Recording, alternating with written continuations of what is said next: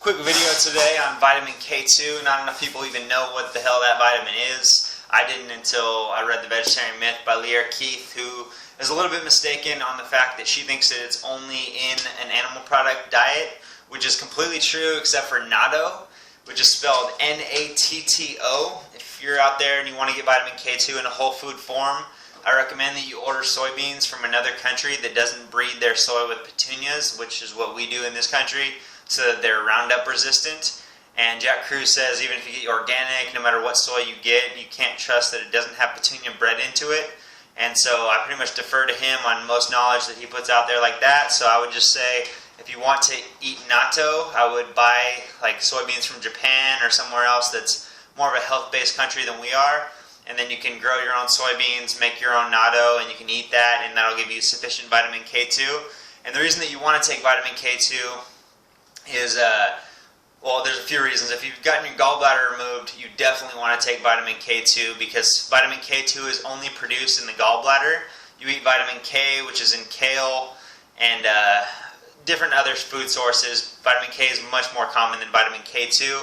Kale being the most significant, and I honestly haven't looked much past that because I'll never not grow kale again, knowing how easy it is to grow. So, yeah, basically, if you have a healthy gallbladder, you eat enough vitamin K, you can recycle that vitamin K in your gallbladder, and it turns it into all the different usable forms of vitamin K2, which there are many. And so, vitamin K2 being the most essential one because it's what controls your mineralization of calcium. And so vitamin D, everyone knows how important that is. I meet people all the time. I actually met a guy today who had his gallbladder removed and he takes vitamin D. And that's great. Vitamin D is awesome for you. It's the immunity hormone. I'm going to be doing a video just on that soon. But vitamin D, without vitamin K2 or a healthy gallbladder to produce it with vitamin K, is it's half the battle in my eyes. You want to be taking vitamin K2 also because vitamin K2 is the calcium traffic cop. It's what tells your body where to put that calcium. So if you just take a bunch of vitamin D or you get a bunch of sunshine, you get your vitamin D that way, and you don't take vitamin K2 or you don't have a healthy gallbladder, which, by the way, if you live in the modern world, just assume that you don't unless you've taken Andreas Moritz's book, read it, or seen my video, checked out the liver flush, gallbladder flush, and done it twice where you have no stones coming out. Then you can assume at that point that your gallbladder is healthy, and at that point all you need is kale. And so I recommend everyone get into that boat sooner than later for cost-effective reasons, and just there's no reason not to want clean internal organs. But if you have your gallbladder removed, you for the rest of your life are going to need to be taking vitamin K2 or eating it in food form. And so, like I said, natto is a great vegetarian source, which is what Leah Keith didn't know about. But the other ones that she did let me know about and that I've been using since then is vitamin-rich, mineral-rich butter, grass-fed butter. Kerrygold is a great brand for anyone on a budget. It's the Irish Gold butter. It's very, dark yellow, which is what tells you that it's grass-fed, and that's going to be the good K2 butter for on the low budget side. And then basically, if you have a little bit more money, codliveroilshop.com has a great grass-fed butter. Comes in a little jar. It's like $30 for a jar. I've used that before, but like I said, it gets a little pricey. I've since switched to this just until I get my gallbladder completely cleansed, and I can just switch to kale because I have a ton of kale in my backyard. I'm taking this just because it's cheaper than that butter is. Just one pill is 2,750% of your daily value, so it's more than you would ever need. And you take the vitamin K2 with the vitamin D, and that's what not only tells your body, the vitamin D is what controls the mineralization. It tells you to hold on to the calcium. But the problem with it is if you don't take vitamin K2 or you don't have the healthy, recycling in your gallbladder, what the vitamin D does is it just holds wherever it's at. So that might be in your veins, that might be in your arteries, that might be in your soft tissues.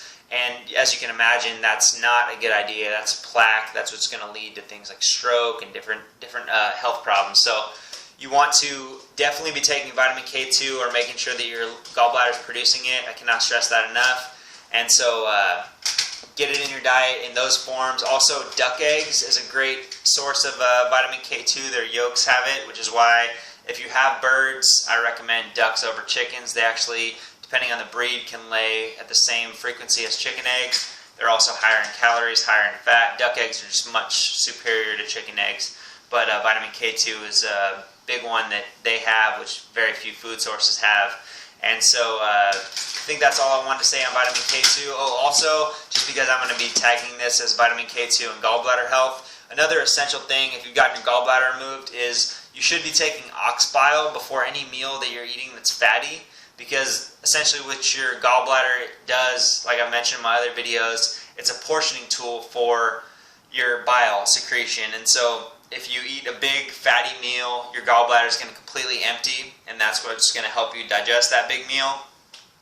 And if you eat just a small meal with a little bit of fat, it's going to let out just a little bit of bile. And so if you don't have that portioning tool, your body is essentially just leaking bile for the rest of your life, which don't get down on about. That's not necessarily the worst thing in the world. Bile is a cleansing feature of our digestion. Even if you aren't eating food, it cleanses your intestines. It's a great thing that Mother Nature gave us. And so it's not the worst thing in the world. The problem with it is that because it's constantly leaking, your body doesn't have the ability to ever have a big amount for any sort of meal size. And so if you want to be able to digest a big meal properly as if you had a gallbladder, you need to bring in an ox, which is basically my way of getting into the fact that you need to take ox bile.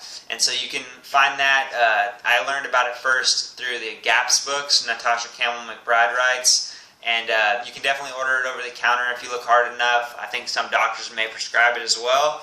But if you're going to be eating fatty meals, which I recommend, I think fat's a great thing for you, get your ox bile in you before, figure out the dosage with your doctor or holistic healthcare professional, and that's going to help increase the longevity of your life and let you live a more normal life as if you had all your vital organs. And so I think that's about it that I wanted to say on that today. I thank all the people that I've met in the last week, which has been like close to a dozen with their gallbladders removed, with all the digestive conversations I've been getting into. So yeah, just basically take care of your health. Your doctors either don't know what they're doing with this, once their organs removed, what advice to give you, or it's just not in their script. Whatever the case may be, you got to do it for yourself. So take care of your health. If you have any questions, feel free to post them below the video.